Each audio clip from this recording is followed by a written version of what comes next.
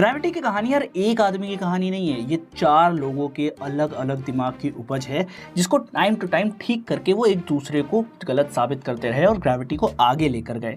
सबसे पहले आते हैं हमारे चीचा अरिस्टोटल। तो अरिस्टोटल ने बोला था कि भैया भारी चीज तेजी से नीचे गिरेगी, हल्की चीज थोड़ा धीमे नीचे गिरेगी और इसी तरीके से जो है ग्रेविटी काम करती है। ग्रेविटी का कॉन्सेप्ट उस टाइम तक नहीं आया था, पर अरिस्टोटल भैया ने ये बोला।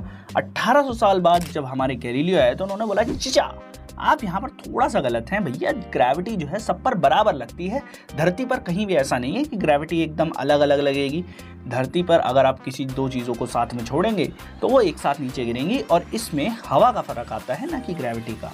अब इसके बाद हमारे आए न्यूटन भैया। न्यूटन भैया बोले ताऊ जी आप बात तो सही कह रहे हैं, पर ये जो लॉ है वो यूनिवर्सल हो जाता है। और न्यूटन ने बताया कि ग्रेविटी किस तरीके से काम करती है और कैसे एक दूसरे पर इफेक्ट डालते हैं दो मैसिव ऑब्जेक्ट्स। अब इसके बाद आए आइंस्टाइन। आइंस्टाइन ने बोला कि देखो भैया ऐसा है, आपकी बात एकदम सही है, पर आपकी थ्योरी जो है वो हमारी थ्योरी से थोड़ा सा पीछे चल रही है, क्योंकि हमारी थ्योरी बताती है कि एक्चुअल में ग्रेविटी लगती क्यों है, ग्रेविटी का फोर्स आया कहाँ से। तो जो आइंस्टाइन है उन्होंने बताया कि जो भी चीज़ है जिसके पास मास है वो स्पेस टाइम को थोड़ा सा बेंड करती है और स्पेस टाइम बेंड होगा तो चीज़ें उसके पास अपने आप खींची चली आएंगी और इसी वजह से ग्रेविटी का फोर्स जो है वो हमें दिखाई देता है। ग्रेविटी का अट्रैक्टिव फोर्स एग्जिस्टेंस में आता है।